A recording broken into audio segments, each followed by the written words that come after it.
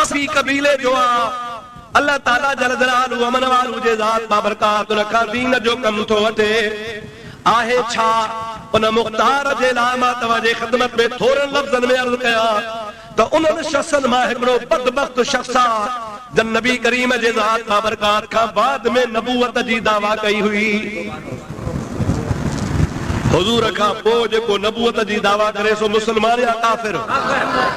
मुसलमान न तो थी सके ओ काफिर बेदीन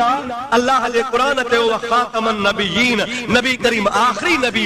उन खां बाद जे करे को नबूवत जी दावा करे ओ मुसलमान नाहे मुख्तार बेड़न शख्सन मा जा होयो जै शख्स माज अल्लाह नबी करीम अलैहिस्सलाम खां बाद में नबूवत जी दावा की पर अल्लाह ताला जी ज़ात बाबरकात मुख्तार खां कम थो वठे सलाह शरीफ बुलंद आवाज़ अल्लाहुम्मा सल्लि अला सय्यदना नबियना मौलाना मुहम्मद व आलिहि व सहाबिहि व बारिक व सल्लिम अलैहि ओ कूफे जे इलाके में रहंदो हो पांजे कबीले जो सरदार हो हुन जे पोया कौम लगल हुई चार मानू हुन जे हथ में हुआ करबला जे वाक़े थी वञण खां बाद में बे दिहाड़े हुन खे ख़बर पई त इमाम हुसैन आली मकाम पांजे आल बैत समेत करबला जे मैदान में शहीद थी चुको ओ शख्स पांजो लश्कर वठी आयो पांजा मानू वठी आयो पांजा मोतकद वठी आयो पांजा मानू वठी इमाम हुसैन आली मकाम रज़ी अल्लाह ताला अन्हु जे सर मुबारक तक कोन्हे ओ शाम खड़ी वयो बाकी धड़ मुबारक या हजरत इमाम अली असगरा इमाम अली अकबरा हजरत कासिम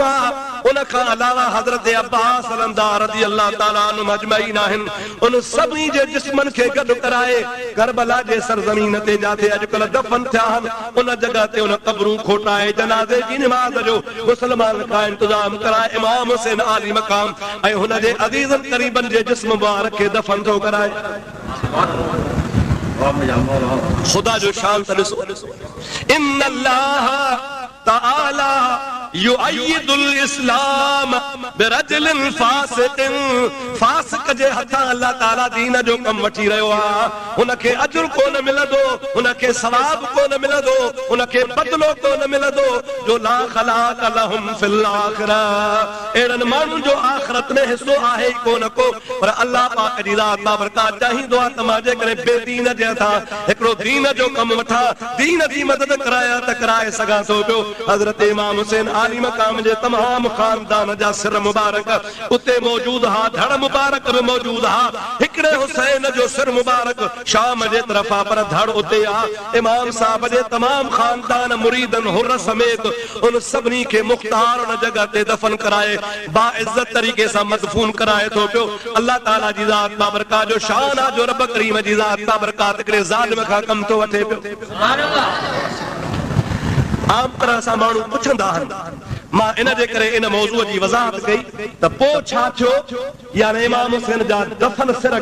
जिस्म कंहिं दफन कराया उनखे कहिड़े नमूने सां क़ब्र जे हवाले कयो वियो मुंहिंजा सोहणा हक़ीक़त में ॾिठो वञे जेकॾहिं इहो कमु कंहिं मुस्लमान जे हथां थिए हा ऐं मुस्लमान करे हा त अल्लाह ताला मुस्लमान खे अजर वॾो अता फरमाए हा पर अल्लाह ताला जी ज़ात बाबरकात फरमाए थो त मां चाहींदो आहियां जेकॾहिं ज़ालिम जे हथां मदद कराया त कराए सघां थो उहो रब आहियां जो जेकॾहिं फिरौन जी झोली हुजे त मूसा खे पालिया त पाले सघंदो आहियां फिरौन काथे पलियो ख़बर मूसा काथे पलियो फिरौन जो झोली में ऐं फिरौन छा सॾाईंदो हो अना रब्बुकुमुल आला मां तव्हां जो रब आहियां ख़ुदा जी दावा कंदो हो मुख्तार त नबूवत जी दावा कई फिरौन खुदाईअ जी दावा कई अल्लाह ताला जी ज़ात बाबरकात फिरौन जे झोलीअ में मूसा खे पालियो आहे त वरी मुख्तार जे हथां अल्लाह ताला जी ज़ात हुसैन खे दफन करायो आहे सुभान अल्लाह इहो अल्लाह चाहींदो आहे त मां ईअं कयां त करे सघां थो हजरत इमाम हुसैन आली मकाम रज़ी अल्लाह ताला अन्हु जो सिर मुबारक यजीद जे महफिल में पहुतो आहे यजीद जे आॾो पेश थिया आहिनि उन टाइम ते यजीद पुछा थो करे त नंढड़ो नौजवान कंहिंजो आहे चयो इमाम हुसैन जो बच्चो आहे चई ही जेको नौजवान इन खां वॾो थो ॾेखारिजे चई इन जो नालो आहे अली मशहूर आहे ज़ैनुल आबिदीन इहो बि हज़रत इमाम हुसैन जो फर्ज़ंद आहे हाणे ज़रा जवाब ॿुधजो यज़ीद जो जंहिंमां तव्हां अंदाज़ो लॻायो त हू कहिड़ी नियत जो माण्हू आहे। माज़ अल्लाह जंहिं वक़्त में ॿिन्ही साहिबज़ादनि जो तारुफ़ थियो आहे त ही ज़ैनुल आबिदीन बिन हुसैन आहे, ही उमर बिन हुसैन आहे, त यज़ीद थो चवे त मुंहिंजो इरादो ई ख़्यालु कहो त हुसैन जो ॿिज ज़मीन तां ख़तम थी वेंदो, हिन जा त अञा ॿ पुट तव्हां ज़ेरा मूंॾे वठी आया आहियो। मूं त पे चयो त जो नसुल ई ख़तम थी वेंदो, मूं पे चयो त जो ख़ानदान ई ख़तम थी वेंदो, ऐं अवी वरी अञा ॿ हिन जा पुट ज़ेरा वठी आया।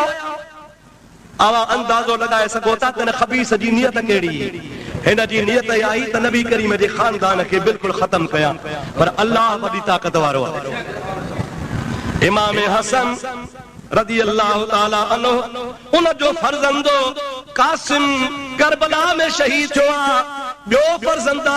जंहिंजो नालो आहे हसन मुसन्ना रज़ी अल्लाह ताला अन्हु, उहो मदीने पाक में रहिजी वियो आहे, उहो करबला में कोन आयो आहे। शाम वाले सफ़र में गॾु कोन्हे, नंढड़ो हो, उते पंहिंजनि अज़ीज़नि में हो, पंहिंजे ख़ानदान में हो, छो त हज़रत हुसैन जा ॿिया ख़ानदान अज़ीज़ अकार बि उते हा। हज़रत बीबी ज़ैनब जो मुर्स मुबारक जंहिंजो नालो आहे हज़रत अब्दुल्लाह, जेको जाफ़र जो पुटु हो, अब्दुल्लाह बिन जाफ़र हज़रत अली करमल्लाहु वजह हज़रत इमाम हुसैन जो भेड़ायो, उहो बि मदीने रहिजी वियो आहे। त हज़रत इमाम हसन जो फर्ज़ंद हसन मुसन्ना उहो बि मदीने रहिजी वियो आहे। ॿिया मिट माइट हा, सौट हा, उहे बि मदीने रहिजी विया हा। हिकिड़ो कासिम आयो आहे, हज़रत इमाम हसन जो फर्ज़ंद जेको शहीद थी वियो आहे। हाणे यज़ीद जे आरो ॿ ॼणा आहिनि, हिकिड़ो हज़रत इमाम ज़ैनुल आबिदीन आहे, ॿियो हज़रत उमर आहे। ॿई पुट आहिनि हज़रत इमाम हुसैन जा, पर हुनजी माउ बि आहे, हुनजी माउ बि आहे। यज़ीद मस्खरी करे, मज़ाक करे, ठठोल करे, टोक करे चवे थो हुसैन जा पुट उमर नालो थी थिए। हा, किताब लिखनि था त 5, 6, 7 सालनि जे उमिरि जे दरमियान आहे। 5 खां वॾो आहे, 7 सालनि जी उमिरि खां नंढो आहे, इन उमिरि जो आहे। यज़ीद जो हिकिड़ो पुटु हो, उहो उन साॻी उमिरि जो आहे। उनखे पंहिंजे कुर्सी ते विहारियो वेठो आहे, पाण सां गॾु अहल बैतनि जा सिर हेठि पिया आहिनि, अहल बैत क़ैदी थिया हेठि वेठा आहिनि। मज़ाक करे, ठठोल करे चवण लॻो, ओ उमर, तुंहिंजो पीउ मूंसां विढ़ियो, तुंहिंजे पीउ सज़ा खाधी, हाणे तूं हुसैन जो पुटु आहे, ही मां यज़ीद जो पुटु आहे, हिन सां विढ़ंदे, कुश्ती खेलंदे, मल्ह विढ़ंदे, ज़ोर आज़माई कंदे, ॾिसां तुंहिंजी ताक़त बि हिन जी ताक़त बि। मुंहिंजा प्यारा दोस्तो, अज़ीज़ो मुस्लमान भाइरो, अल्लामा इब्न कसीर रहमतुल्लाह ताला अलैह पंहिंजे तारीख़ अल बिदाया व निहाया में लिखियो आहे त हज़रत इमाम हुसैन आली मक़ाम रज़ी अल्लाह ताला अन्हु जो सिर साम्हूं पियो आहे। नंढड़ो ॿारु घबराए हा, 5 सालनि खां 7 साल ताईं परेशान थिए हा, सफ़र जी तकलीफ़, उन जी तकलीफ़, बाबे जो ग़म, मौत साम्हूं अखियुनि जे आॾो आहे, ज़ालिम तलवार खयो वेठो आहे, नंढड़ो घबराइजी वञे हा। पर न, इब्न कसीर लिखे थो, यज़ीद खे चई, यज़ीद ईअं हथे ख़ाली कोन विढ़ंदासीं, तुंहिंजे पुट खे बि तलवार ॾे, मूंखे बि तलवार ॾे, त मैदान में लही ॾेखारियां। अल्लाह या रसूल अल्लाह, या तूं बि कोशिश कर, मां बि कोशिश कयां, तूं बि पंहिंजे हिन पुट खे जेको मुंहिंजे हम उमिरि आहे, उनखे बि भालो ॾे, मूंखे बि भालो ॾे, इनखे बि छुरी ॾे, मूंखे बि छुरी ॾे, इनखे बि तलवार ॾे, मूंखे बि तलवार ॾे। पोइ मैदान में लाहे त ख़बर पइजी वञे त केरु तो ॾाढो थी पए पियो। मुंहिंजा सोना चए वक़्त में नंढड़े शहज़ादे इहे लफ़्ज़ चया, त हुन पलीत लफ़्ज़ कहिड़ा चया जेके मूंखे चवंदे हया थो अचे। हुन ख़बीस अहिड़ा लफ़्ज़ चया जेके चवंदे दोहराईंदे हया थो अचे। पर तव्हांखे इन जे लाइ थो ॿुधायां त ख़बर पवे त हुनखे अहल बैत सां केतिरो बुग़्ज़ हो। यज़ीद चवण लॻो त मार, नांग जो बचो आख़िर नांग थींदो, मार नांग जो बचो आख़िर नांग थींदो, तुंहिंजो पीउ बि नांग हो, तूं बि नांग जी औलाद आहे। इमाम हुसैन आली मक़ाम जो फर्ज़ंद फरमाए थो, ख़बरदार, भुलो आहे, नांग तूं आहे जो तो दीन खे ऐं दीनदारनि खे ॾंगियो आहे। असां हमेशह तहफ़ुज़ कयो आहे, कंहिंसां लड़िया कोन आहियूं, असां तुंहिंजो को ॾोह कोन कयो आहे। मुंहिंजे बाबे इहो ॾोह कयो न जो रसूलुल्लाह जे सुन्नत खे ज़िंदा रखियो अथई। मुझे बाबे जी भी का गलती काने जो महबूब जे दीन जे मथा हलियो तो पाण पेशकश कई मां त कोन चयो तो चयो त मुझे पुट सां मुकाबलो कर जे मुकाबलो करण ला तैयार आहीं त मां भी तैयार आहियां। हजरत इमाम ज़ैनुल आबिदीन सब जो रज़ी अल्लाह ताला अन्हु उन महफिल जे अंदर मौजूद आहे। इमाम ज़ैनुल आबिदीन ने फरमायो ऐ यज़ीद तोखे ॿारनि सां ॻाल्हाइण जो हक़ न आहे, असां जे तूं ज़ख़्मनि जे मथां नमक न विझो, असां खे अञा तूं तकलीफ़ न ॾे, तोखे जो कुझु सज़ा ॾियणी हुई सा ॾेई छॾी थी। मुंहिंजे बाबे अल्लाह जे ज़ात बाबरकात जे रज़ा ख़ातिर पंहिंजो सिर कटायो आहे। यज़ीद फौरन हुकुम कयो त मुंहिंजे महफिल में मुंहिंजे आॾो ज़ैनुल आबिदीन खे क़त्ल कयो वञे। मुझे महफिल में मुझे आॾो ज़ैनुल आबिदीन खे फौरन क़त्ल कयो वञे। अल्लाह ताला जल जलालुहु मन वालू जंहिंखे रखंदो आहे कंहिंखे ताक़त न आहे। खुदा ताला जी ज़ात बाबरकात खे हज़रत इमाम ज़ैनुल आबिदीन रज़ी अल्लाह ताला अन्हु जे खानदान मां हुसैनी सैयदन जो क़यामत ताईं सिलसिलो हलाइणो हो। हुसैन खे अल्लाह पाक जी ज़ात बाबरकात इहो आख़िरी बच्चो बचाए ॾिनो आहे जंहिं मां सादात किराम जो सिलसिलो हलियो पिए। यज़ीद ऑर्डर कयो आहे, जल्लाद फौरन पहुची वियो आहे। हज़रत ज़ैनब जेका हज़रत इमाम ज़ैनुल आबिदीन जी पुफी आहे, इमाम हुसैन जी सगी भेण आहे, महफिल में अचे थी, यज़ीद खे चवे थी ओ यज़ीद खुदा जे कहर खां डिॼो, हुसैन जी तोसां जंगी ही उनखे शहीद कराई, उन जा जेके ॿिया मुरीद खादिम हातन खे माराई। असां अहल बैतन जो ॿियो को बि सहारो कोन्हे। हाणे तूं पाण सोच त जेकॾहिं को असांजो वेझो अज़ीज़ वेझो क़रीब रिश्ते जे लिहाज़ सां नसब जे लिहाज़ सां ज़ैनुल आबिदीन खां वधीक वेझो आहे जेको असांखे मदीने पहुचाए त भली ज़ैनुल आबिदीन खे शहीद कराए, पर ज़ैनुल आबिदीन खां वधीक ॿियो को बि वेझो रिश्ते कजा तोखे ज़ुल्म करणो हो त हुसैन खे शहीद कयो थी। अल्लाह जो शान अहिड़ो थियो आहे जो यज़ीद जे मथां बीबी साहिबा जे लफ़्ज़नि असर कयो आहे। फौरन हुन जे दिलि में इरादो पइजी वियो त वाकई हिननि जो ॿियो केरु आहे, हे सिर केरु खणी वेंदो, हे औरतूं मदीने केरु पहुचाईंदो, मासूम यतीम ॿार मदीने केरु पहुचाईंदो। इन जे करे इहे जल्लाद खे चई ख़बरदार मां पंहिंजो ऑर्डर वापसि थो वठां, ज़ैनुल आबिदीन खे माफ़ी मिले। इमाम ज़ैनुल आबिदीन जे क़त्ल करण तां शहीद करण तां दस्तबरदार थियो। बीबी साहिबा रज़ी अल्लाह ताला अन्हा खे जुर्रत सां जवाब ॾिनो त कुझु ख़ुदा जो ख़ौफ़ पैदा कर, कुझु अल्लाह खां डिॼो, कुझु शर्म पैदा कर, ज़ुल्म जी तो इंतिहा करे छॾी आहे। हाणे इहो बि जेकॾहिं माराईंदे त बाक़ी ॿियो केरु आहे जेको असां मुसाफ़िरनि खे मदीने पाक पहुचाईंदो। हक़ीक़त में मर्ज़ी कंहिंजी आहे अल्लाह जी। खुदा खे बचाइणो हो, ज़रियो बीबी ज़ैनब जो गुफ्तगू थियो आहे। हज़रत बीबी ज़ैनब सलामुल्लाह अलैहा जा लफ़्ज़ हुन जे दिलि में असर करे विया ऐं इमाम साहब रज़ी अल्लाह ताला अन्हु सोने ज़ैनुल आबिदीन खे शहीद कोन थो कराए। उन खां बाद में अल्लाह जी ज़ात बाबरकात बेनियाज़ आहे। ख़ुदा तबारक व तआला जी ज़ात बाबरकात उहो इंतज़ाम थो फरमाए जेके काल्ह ताईं इमाम हुसैन जे अहल बैतन जा बच्चन जा दुश्मन हा, अज उहे पंहिंजी हवेली खे खाली कराए इमाम ज़ैनुल आबिदीन, बीबी ज़ैनब, हज़रत उमर ऐं बाक़ी अहल बैतन समेत पंहिंजो घर खाली कराए घर में रहनि था पिया ऐं पाण ॿिए मुंतक़िल थी वञनि था। किताब लिखनि था पूरे जो पूरो हफ़्तो यानी 8 ॾिहाड़ा हज़रत बीबी ज़ैनब, इमाम ज़ैनुल आबिदीन ऐं ॿिया अहल बैत यज़ीद जे हवेली में रहिया। हो पंहिंजी हवेली खाली करे ॿिए पासे हलियो वियो ऐं विच ते जेके मुस्लमान शाम जे मुल्क में रहंदा हुआ उनखे घुराए हज़रत बीबी ज़ैनब ऐं इमाम ज़ैनुल आबिदीन जी ख़िदमत जे लाइ छॾियो वियो। तव्हां हिन खे बिल्कुलु सुकून सां रखो, आराम सां रखो। सफ़र आहे, थकावट आहे, गम आहे, दर्द आहे, 8 ॾिहाड़ा हिन खे हिते आराम सां रखो त बाद में हिन खे मदीने पाक रवानो कंदासीं। सलाह शरीफ़ बुलंद आवाज़ सां पढ़ंदा अल्लाहुम्मा सल्ली अला सय्यदना व नबीना व मौलाना मुहम्मद व आलिहि व असहाबिहि वसल्लम। वरी सलात बुलंद आवाज़ सां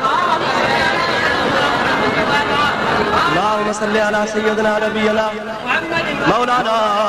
मुहम्मद व आलिहि व असहाबिहि व बारिक व सल्लिम अलैहि। मुहर्रम शरीफ जो महीनो इस्लामी महीनो आहे। इहो कॾहिं गर्मी में ईंदो आहे, कॾहिं सर्दी में ईंदो, समझो था न। अव्हां खे यादि आहे अॼुकल्ह गर्मी में मुहर्रम जो महीनो गुज़री चुको, पर गर्मी आहे। अॼु खां 10 साल अॻु में इहो मुहर्रम सर्दी में हो। वरी जेके जेरा हूंदा वरी 10-12 साल वरी साॻो फिरी सर्दी में ईंदो। किताब लिखनि था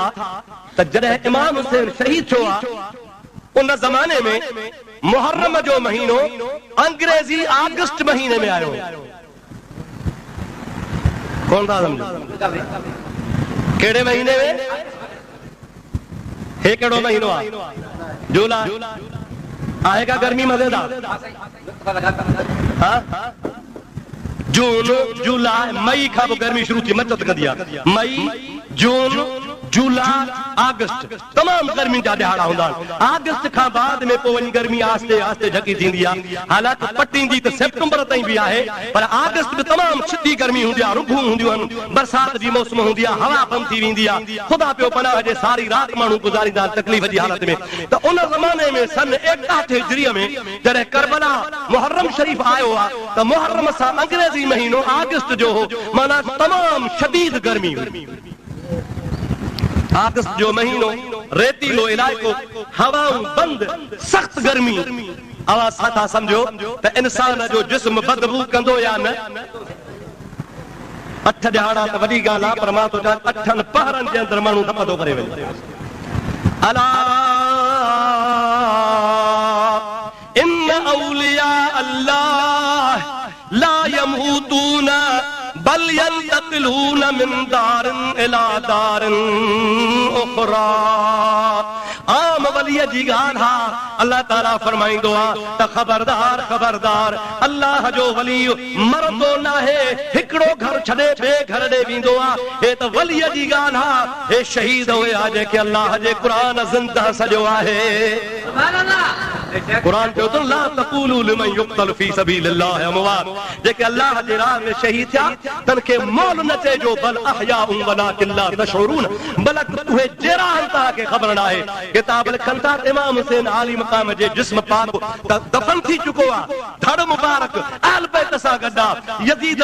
हवाले कयो आहे बीबी ज़ैनब जे 8 दिहाड़ा शाम में रहियो आहे कुझु दिहाड़ा रस्ते में गुज़री विया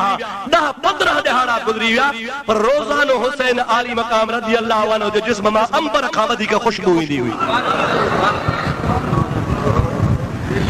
जंहिं गलन खे रसूलुल्लाह चुमियूं ॾियूं जन चपन ते रसूलुल्लाह चप रखे मुंहिंजा सोना मूंखे ॿुधा त उन जो जिस्म बदबू कंदो न खानदानी अहिड़ो आहे नबी करीम अलैहिस्सलाम फरमायो अल हुसैन मिन्नी व अना मिनल हुसैन हुसैन मुंहिंजो आहे मां हुसैन जो आहियां जंहिंखे नबी चवे त मुंहिंजो आहे उन नबी जे जिस्म में बदबू कान ही त जेको उन जे जिस्म जो हिस्सो आहे त में बदबू किथां ईंदी आवाज शुरू में ॿुधो हो त बीबी उम्मुल फज़ल चयो हो या रसूल अल्लाह मां ख्वाब लधो आहे इन क़ितातम मिन जसदिक कद क़ुतिअत व वुदिअ फी हजरी ऐ अल्लाह जा हबीब अवां जे ख्वाब बि हालत में मूं मां खे ॾिठो आहे तव्हां जो गोश्त कटजी पियो आहे ओ कटियल गोश्त मुंहिंजे झोली में आयो आहे ॾाढो ख़राब ख्वाब आहे नबी सही फरमायो तलद फातिमा इंशाअल्लाह गुलामा मुंहिंजी फातिमा खे हमला इंशाअल्लाह मुंहिंजी फातिमा खे पुट ॼमंदो जेको मां मुहम्मद जे गोश्त जो हिस्सो हूंदो तूं उन जी दाई थी झोलीअ में पालींदी ऐं वाकई बीबी फातिमा खे हुसैन ॼाओ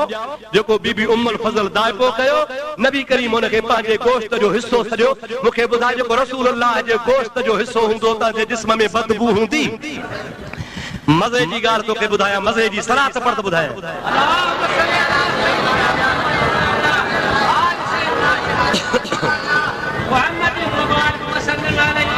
हिकिड़ो बुज़ुर्ग थी गुज़रियो आहे जंहिंजो नालो अल्लामा दैनूरी उन जी तारीख़ मुंहिंजे कुतुबखाने में मौजूद आहे तमाम पुराणो आहे इब्न कसीर खां बि पुराणो आहे तबरी खां बि पुराणो आहे जन सभिनी मुअर्रिखनि खां पुराणो आहे 3 सदी जो आहे उन पंहिंजे किताब अल्लामा दैनूरी लिखियो आहे पंहिंजे किताब में लिखे थो त रुगो खुशबू न पर रोज़ानो बीबी ज़ैनब सलामुल्लाह अलैहा 8 दिहाड़ा पंहिंजे भाउ जे जिस्म पाक खे कपिड़े सां ढके छॾियो हुयईं पोइ सुबुह सुबुह जो रोज़ानो थी कपिड़ो मुंहं तां लाहे ज़ियारत कंदी हुई त रोज़ानो हुसैन जे पेशानी ते पघर ॾिसंदी हुई सुभान अल्लाह सुभान अल्लाह छा ॾिसंदी हुई ॾाढे ॻाल्हि हा पसीनो मुबारक रोज़ानो सुबह जे मुंह सां कपिड़ो ढकियो पियो आहे मुंह मुबारक ते कपिड़ो आयल आहे सिर मुबारक गॾु आहे पर सुबुह जो उथंदी हुई पंहिंजे भाउ साईं जे मुंह मुबारक तां कपिड़ो लाहींदी हुई कपिड़ो लाहे ज़ियारत कंदी हुई अल्लामा दैनूरी लिखे थो त ख़ाली खुशबू न बल्कि हुसैन जे पेशानी ते पसीनो हूंदो हो पसीनो ज़िंदा खे हूंदो आहे या मुर्दा खे हूंदो आहे अल्लाह ताला जे ज़ात बाबरकात जो कुरान को फरमाया वला तहसबन्नल्लज़ीना क़ुतिलू फी सबीलिल्लाहि अमवाता बल अहयाउन इंद रब्बिहिम युरज़क़ून। खबरदार जेके अल्लाह जे राह में शहीद थी विया तंखे दिल में भी न भायो त मरी विया आहिनि, बल्कि उहे जहिड़ा आहिनि अल्लाह जो रिज़्क़ रोज़ी खाईंदा आहिनि, पर तव्हांखे ख़बर आहे ई कान का। हज़रत बीबी ज़ैनब थी फरमाए त 8 ई ॾिहाड़ा इमाम हुसैन आली मक़ाम जो सिर मुबारक उन हवेली में रखियल हो, असां सभु सुम्ही पवंदा हुआसीं। आधी रात थींदी हुई, हुसैन जे ज़ुबान मां आवाज़ ईंदो हो तबारकल्लज़ी बियदिहिल मुल्कु व हुवा अला कुल्लि शैइन क़दीर। सारी रात गुज़री वेंदी हुई, जब रब असांजी अखि खुलंदी हुई, उन वधियल सिर मुबारक मां कटियल सिर मुबारक मां सारी रात क़ुरान पाक जे तिलावत जो आवाज़ ईंदो। छो न क़ुरान जो आवाज़ अचे? जन सिर वधायो ई क़ुरान लाइ। छाजे लाइ? न अपनी आन के खातर, न अपनी जान के खातर, न पंहिंजी इज्जत जो सवाल आहे, न पंहिंजे कुर्सी जे लाइ आयो आहे। न अपनी आन के खातर, न अपनी जान के खातर, वो मैदान में निकल आया सिर्फ कुरान की खातर। कुरान पाक जे वास्ते आयो आहे त रसूलुल्लाह जो दीन ज़िंदा रहे ऐं कुरान पाक जी तालीम तिलावत हलंदी रहे, यज़ीदी सिलसिलो ख़त्म थी वञे, हुसैनी सिलसिलो क़यामत ताईं हलंदो रहे। पोइ जेको कुरान बचाइण जे लाइ आयो सो वफ़ात खां बाद भी अल्लाह जो कुरान पढ़ंदो रहियो आहे। अल्लाहु अकबर। या रसूलल्लाह,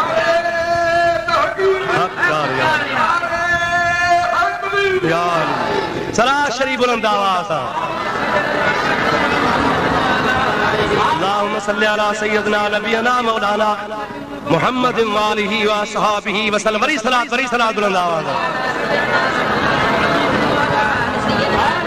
अल्लाहुम्मा सल्ली अला सय्यदना नबियना मौलाना मुहम्मद व आलिहि व असहाबिहि व सल्लम। तव्हांखे थोरो इन बारे में अर्ज़ कया खोले त जीअं तव्हांजो असांजो दिमाग़ सही थी वञे।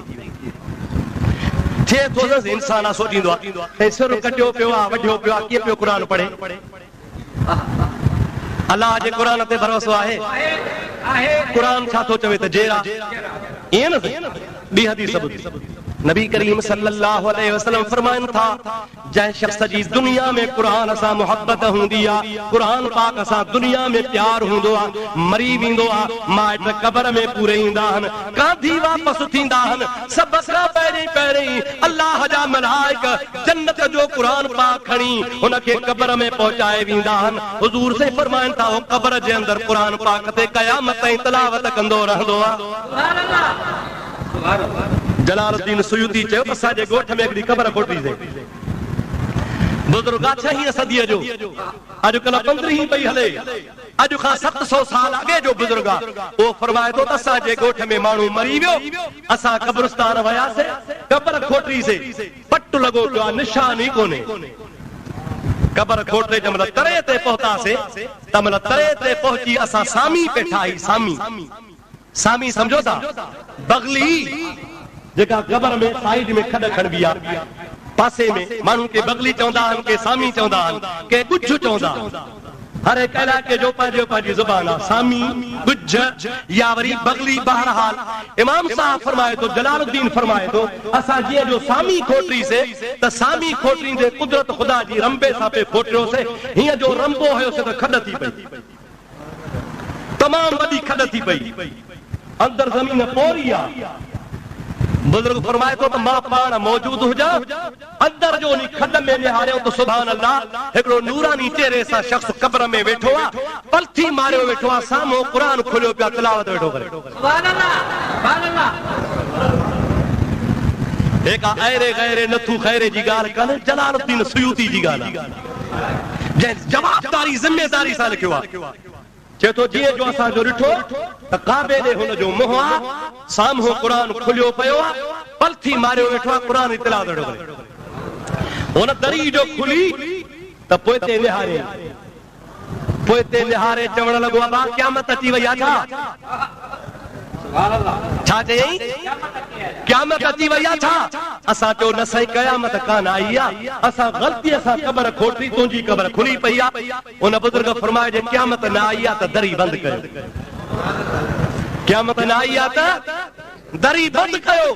असां चयोसीं दरी बंदि कंदासीं पर शर्त हिकिड़े सां कहिड़ो शर्त आहे तूं त क़बर में जेरो वेठो आहे कि न मां मरी वियो आहियां पोइ ॻाल्हाई कीअं थो वेठो कीअं क़ुर कीअं थो पढ़ी ओ शख़्स चवण लॻो आहे ओ बुज़ुर्गो अला रसूलुल्लाह जी हदीस कान पढ़ी आहे त जेको क़ुर सां मुहबत कंदो आहे सो क़बर में जेरो ई हूंदो आहे क़ुर पढ़ंदो आहे मुंहिंजी सारी ज़िंदगी क़ुर सां मुहबत हुई मरण खां पोइ मलाइक मूंखे जन्नत जो क़ुर ॾेई विया आहिनि मां पढ़ंदो रहां तो इंशाअल्लाह ताला क़यामत ताईं पढ़ंदो रहंदुसि हे त हिकिड़े आम हाफ़िज़ जी ॻाल्हि आहे आम मुल्ला मौलवीअ जी ॻाल्हि आहे आम क़ारीअ जी ॻाल्हि आहे जेको तो जहिड़ो मूं जहिड़ो बि क़ुर सां मुहबत करे उन जो बि इहो शान आहे ऐं उन्हनि जो शान केॾो हूंदो जंहिंजे झोलीअ में क़ुर लथो आहे जेको मोहम्मद जे कुल्हे ते आहे त क़ुर लहे थो मुस्तफ़ा जे झोली में आहे त क़ुर लहे थो हबीब जे पुठीअ ते आहे त बि क़ुर लहे थो हबीब करीम जी प्यारी न्याणी फातिमतु ज़हरा मुंहिंजा सोना बच्चे खे पींघे में सुम्हारे थी जे लोली थी ॾे त यासीन सगुर जी नसीब ते हुसैन पींघे में आ लुॾे थो त अम्मा यासीन थी पढ़े हुसैन आली मक़ाम अम्मा जो खीर थो पीए अम्मा क़ुर जी तिलावत थी करे तोखे यादि हूंदो मां ॿुधायो आहे त अम्मा क़ुर पढ़ंदी ई हुसैन माउ जो बुबो छॾे क़ुर ॿुधंदो सरास बुलंद आवाज़ सां पढ़ंदा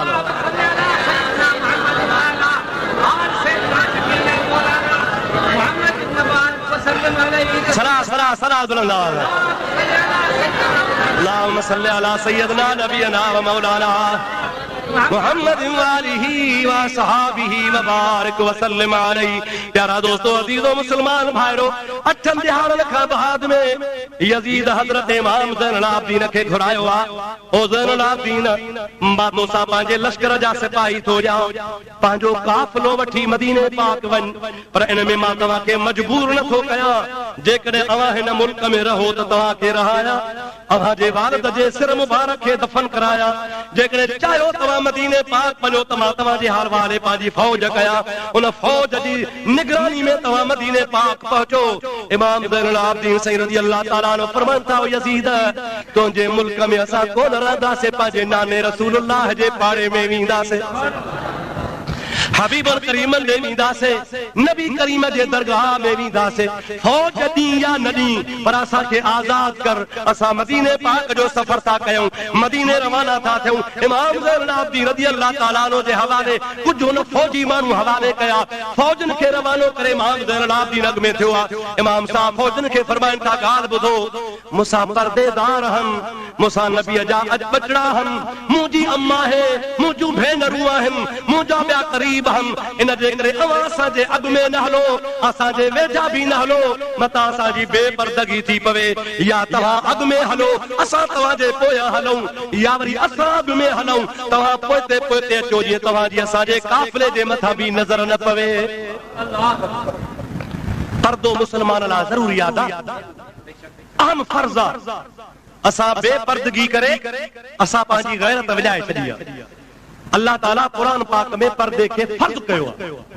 असा मुसलमान पर्दे के मामूली गाल समझिया मुझा सोना जय बि चयो ला इलाहा इल्लल्लाह मुहम्मदुर रसूलुल्लाह उन जे मथा बच्चन जो पर्दो फर्ज आहे हजरत आयशा सिद्दीका सब जो रज़ी अल्लाह ताला अन्हा महबूबा मोहम्मद करीम जी पाक घर वाली जेके कुरान मोमिनन जी मां सॼो आहे एडी आबदा ज़ाहिदा हुई आरफा आलमा हुई जो नबी करीम जा सहाबी जलील कदर सहाबी के मसइले में मुंजी पवंदा त बीबी आशा जे घर ईंदा दरवाजे ते वेही माण्हू मोकिलींदा के औरत खे मोकिलींदा के बानीअ खे मोकिलींदा ओ मोहम्मद करीम जी कुआर असां सभई हिन मसइले में मुंजी पियाओ असांखे जवाब ॾे देर न थी माण्हू मोकिलींदा के औरत खे मोकिलींदा के बानीअ खे मोकिलींदा ओ मोहम्मद करीम जी कुआर असां सभई हिन मसइले में मुंजी पियाओ असांखे जवाब ॾे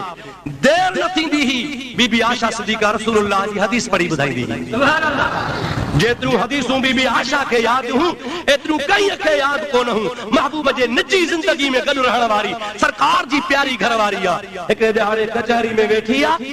एकड़ो नाबीन सहाबी आ नबी करीम पंहिंजे घर में वेठो आ उन ज़माने में महबूब करीम सल्लल्लाहु अलैहि वसल्लम जे घर मुबारक ऐं मस्जिद नबी जी भित नंढड़ी हूंदी ओ सहाबी जो आयो आहे अखन खां नाबीन सरकार फरमाइनि था आशा लब्बैक या रसूल अल्लाह अंदर घर दे हली वई पर्दे में थी छाई किबला छो सहाबी कोन तो अचे ॾिसींदी बीबी आशा थी जे या रसूल अल्लाह यो त नाबीन आ यो छाए यो नाबीन आ मूंखे कोन ॾिसंदो खुदा जे प्यारे हबीब फरमायो आशा जेकॾहिं इहो नाबीन आ तूं त नाबीन कोन आहीं जेकॾहिं हुन खे ॾिसणु नाजाइज़ आ त तोखे बि धारियो मर्द ॾिसणु नाजाइज़ आ माना इहा त मर्द खे औरत नाहे ॾिसणी औरत खे मर्द नाहे ॾिसणो हज़रत अलीअ जो कौल आहे जेकॾहिं हिकिड़ो दफ़ो ओचितो नज़र पइजी वञे त माफ़ आहे पर जेकॾहिं ॿीहर चिताए कंहिं धारी औरत खे ॾिसे थो अल्लाह ताला उन जे अखियुनि में 40 सालनि जो ततल शीहो अखि में विझंदो ते तुंहिंजी सज़ा है ज़ुक़ इन्नका अंतल अज़ीज़ुल करीम चख ही खुदा जो अज़ाब जो तो धारी औरत ने नज़र कई आहे चल अल्लाह ताला असां मुस्लमान खे गैरत नसीब फरमाए ॾाढे जो आमीन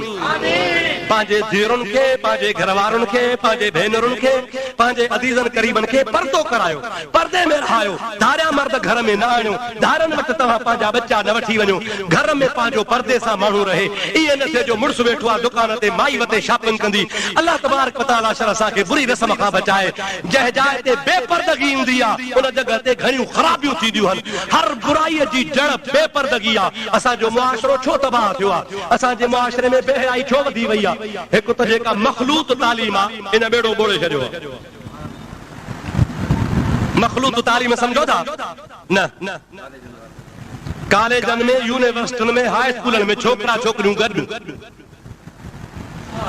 मुंहिंजा सोना तूं तालीम ॾियारी थो भला नथो मुड़ी जुदारो प्रोग्राम हुजे अहिड़ो अलहदो प्रोग्राम हुजे पर्दे वारो हुजे जंहिंमें छोकिरा न हुजनि छोकिरियूं जुदारियूं हुजनि आहे त मसइलो इहो बि महाल मुश्किल आहे छाजे करे त बाज़ार जे विचा विचा छोकिरियूं वञनि थियूं गलीअ मां विचा विचा वञनि थियूं सुबुह जो हार सिंगार करे ठाहे ठोके 50 माण्हुनि जे आॾो मोकिली थो वरी 50 माण्हुनि जे आॾो शाम जो अचनि थियूं पियूं बाज़ार लताड़ी थियूं थियनि सच ॿुधाए त मां हया गैरत रहंदो या ख़तम थी वेंदो हया गैरत ख़तम थी थो वञे पियो रोज़ अवां केस पढ़ो अॼु ही केस थियो आहे अॼु ही बेहयाई थी हे बुराई थी नतीजो इहो आहे त बेपर्दगी थी आहे चलो अल्लाह तबारक व तआला असांखे पर्दे करण जी तौफ़ीक़ नसीब फरमाए सलाह सपट मां ॻाल्हि खे पूरो कयो अल्लाहुम्मा सल्ली अला सय्यदना मौलाना मुहम्मद व आलिहि व असहाबिहि व बारिक व सल्लिम अलैहि रही खुही कसर वरी टीवी ख़त्म कई आहे हिकिड़ी मखलूत तालीम ॿियो वरी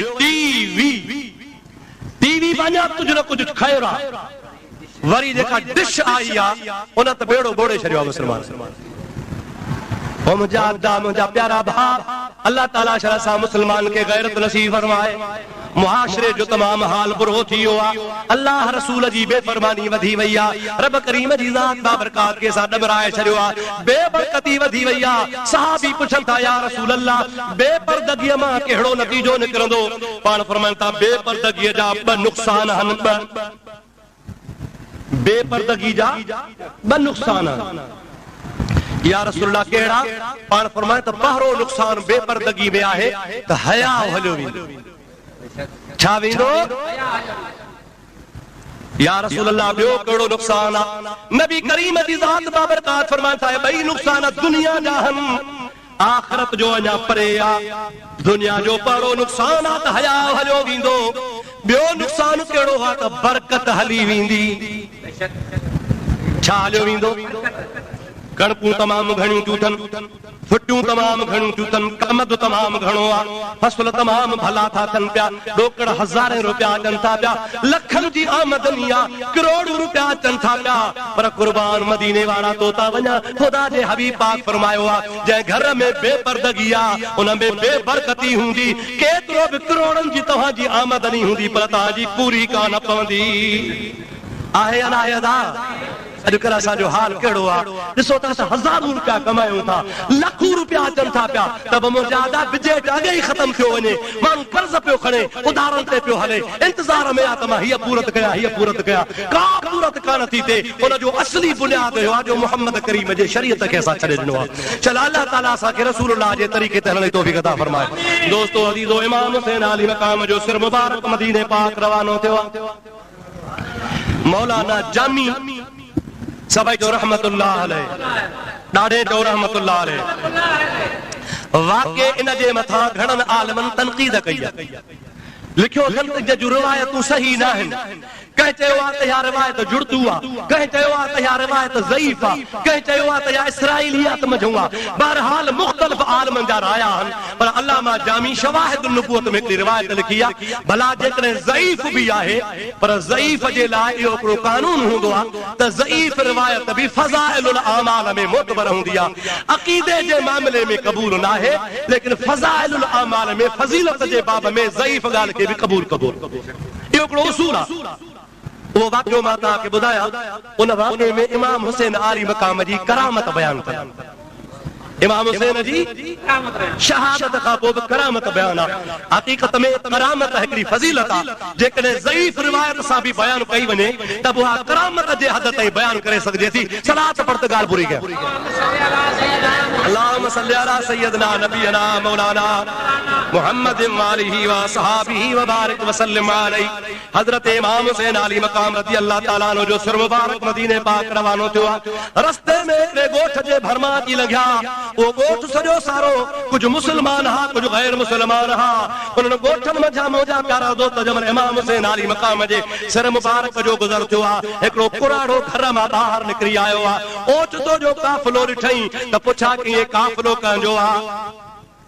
चऊं त हज़रत इमाम हुसैन आली मक़ाम जे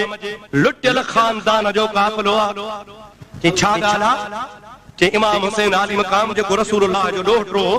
ओ करबला में यज़ीद जे फ़ौज जे हथां शहीद थियो आहे हेतिरा ॾहाड़ा हुनजो सिर मुबारक शाम जे मुल्क में रहियो आहे उन खां बाद में हाणे वरी मदीने पाक वञी रहिया आहिनि उन शख़्स जेको पोढ़ो आहे वॾी ॼमार जो आहे उन शख़्स चयो त मूंखे महिरबानी करे इन हुसैन जी ज़ियारत करायो छो त जंहिं वक़्त में आउं जवान हुयुसि इहो हुसैन नंढड़ो हो मां हिकिड़ो दफ़ो रसूलुल्लाह जे कचहरी में वियो हुयुसि उते मां हुन जी ज़ियारत कई अॼु बि छॾियो त मां हुन जी ज़ियारत कयां हुनजे इसरार ते हुनजे चवण ते इमाम साहब जो सिर मुबारक हुनखे ॾेखारियो वियो आहे जमल हुसैन आली मक़ाम जे सिर खे ॾिठई त इमाम हुसैन आली मक़ाम जी उहा जवानी हुनखे यादि अची वई सिज लहण वारो आहे अर्ज़ थो करे त महिरबानी कयो राति मूं वटि रहो अवां मुंहिंजा महिमान थी टिको अॻिते कंहिं न कंहिं मंज़िल में तव्हां टिकंदव वञी पर तव्हां जेकॾहिं मूं वटि राति रहो त तव्हांजी महिरबानी आहे मां तव्हांजी ख़िदमत करण जे लाइ तयारु आहियां अवां खे ख़िदमत करण खां बाद में सुबह जो रवानो कंदुसि त मूंखे बि सवाब थी पवंदो छा जे करे जो हुसैन जो मुंहिंजे मथां एहसान आहे आल बैतन सोचो त असांखे राति त किथे न किथे रहणी आहे ही अक़ीदतमंद आहे मुहबत वारो आहे मिनतू थो करे त जे करे बहितरात राति न वटि रहूं हुननि जे लाइ जुदा घर तयारु करायो वियो बीबियूं सगोरियूं आल बैत घर में पर्दे में रहिया मर्द ॿिए पासे रहिया उहो इमाम हुसैन जो सिर मुबारक खणी पंहिंजे घर हलियो चई त सुबुह जो मां तव्हांखे वापसि कंदुसि इहो सिर राति मुंहिंजे हवाले हुजे सुबुह जो तव्हांजे हवाले कंदासीं जमल राति थी पंहिंजे महिमान खे मानी खाधो पीतो पीआरे फारिग थिया पंहिंजी कुराड़ी ज़ाल खे चयईं ओ मुंहिंजी ज़ाल ही उहो हुसैन आली मक़ाम आहे जो मां रसूलुल्लाह जे दरगाह में दुआ घुरण वियो त या हबीब अल्लाह मूंखे दुआ कर त अल्लाह ताला मूंखे औलाद ॾे मूंखे नबी पाक फरमायो त अल्लाह जे दरगाह में दुआ घुरी थम रब थो चवे त हिन जे तक़दीर में औलाद कान्हे पोइ मां ॿाहिरि आयुसि हुसैन आली मक़ाम नंढड़ो हो मूंखे मां खां वठी वरी रसूलुल्लाह जे दरबार में वियो अर्ज़ कई या रसूल अल्लाह जेकॾहिं तक़दीर में हुजे सहा त ज़रूर औलाद मिले सहा अल्लाह हुअं ई ॾे हा तो नबी जे दरगाह में आयो आहे तक़दीर में नाहे त लिखाए ॾे हक़ चार अदा तक़दीर में जेका शइ लिखियल हूंदी सा मिलंदी न ॾाढे ॻाल्हायो जेका शइ लिखियल हूंदी सा इमाम हुसैन उन शख़्स खे वठी थो अचे या रसूल अल्लाह ही सवाली तव्हांजे दर ते आयो आहे अवां हिनखे फरमायो आहे त रब थो चवे त तक़दीर में कान्हे साईं जेकॾहिं तक़दीर में हुजे सा त हूअं ई मिले सा तो वटि थोरो अचे हा सरकार फरमायो त हुसैन पोइ छा कयां जे लिखण वारो बि अल्लाह हा न सही ड्राइण वारो भी कलम जमीअ जे हथ में से जे कुर्ब कन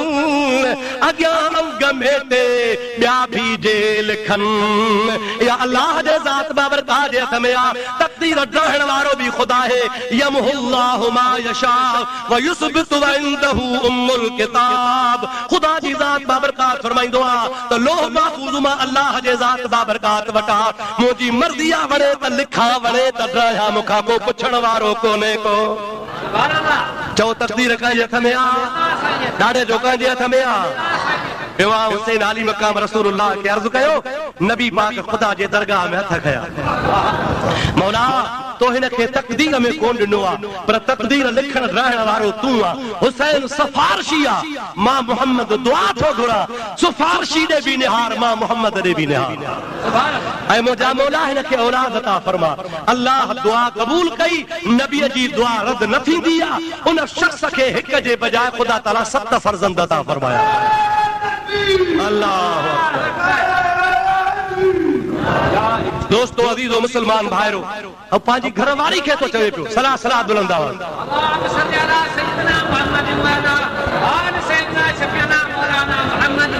बुलंद आवाज़ अल्लाहुम्मा सल्ली अला सय्यदना नबियना मौलाना मुहम्मद व आलिहि व असहाबी वरी सलाह बुलंद आवाज़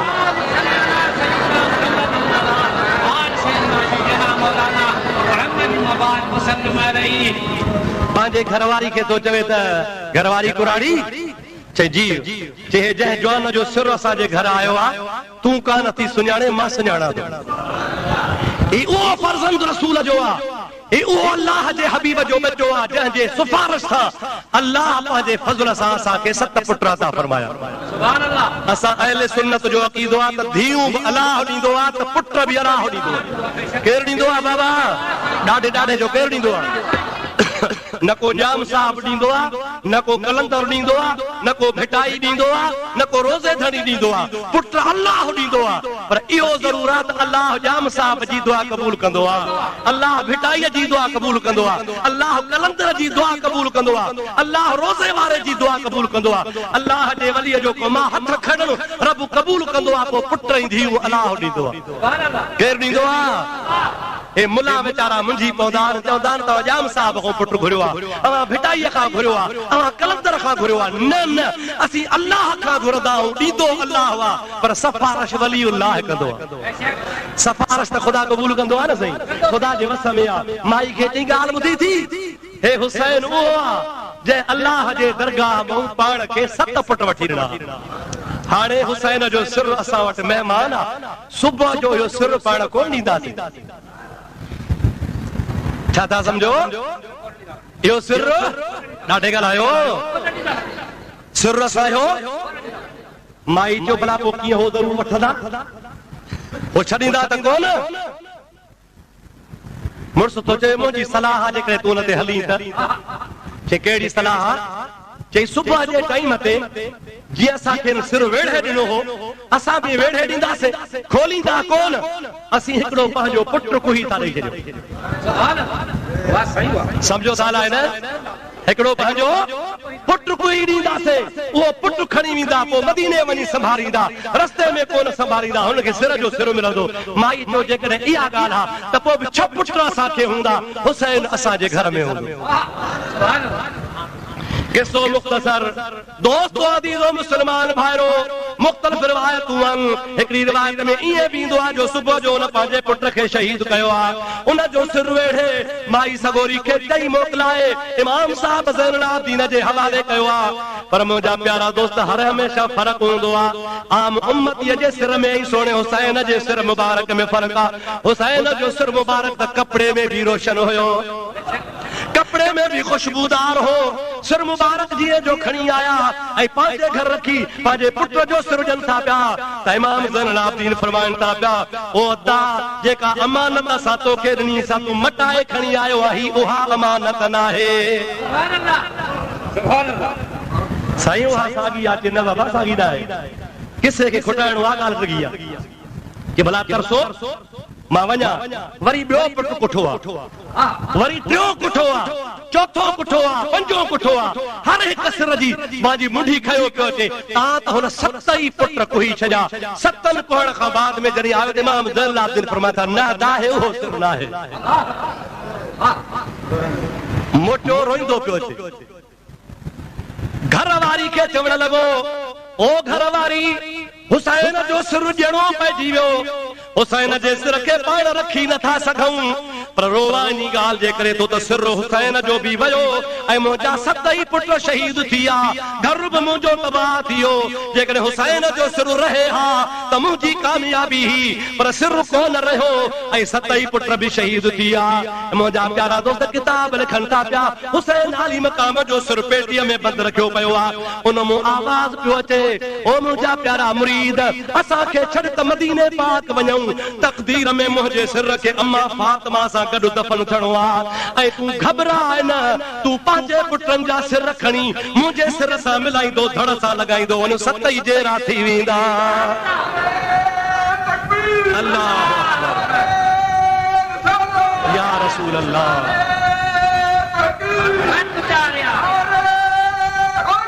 या हाणे तूं ये कर सिर पियो ॻाल्हाए कंहिंजो सिर पियो ॻाल्हाए जो हुसैन आली मक़ाम फरमाए पियो बाबा तूं हाणे ईअं कर तोखे ग़लती आहे त हुसैन जो सिर त मूंखां वञे थो पर हाणे मुंहिंजा पुट बि विया तुंहिंजा पुट कोन वेंदा उन जूं धड़ियूं धड़ पिया हुजनि लाइन करे सुम्हार हिकिड़े हिकिड़े जी मुंडी मुंहिंजे सिर सां लॻाईंदो लॻाईंदो वञ त ज़िंदा थींदा वेंदा करामात औलिया हक़ुन अल्लाह जे वलियनि जी करामत हक़ आहे अबा हुया न आहे अल्लाह जे वलियनि जूं कई करामतूं आहिनि हे त हुसैन आली मक़ाम ख़ाली वली कोन्हे बल्कि वलियनि जो सरताज आहे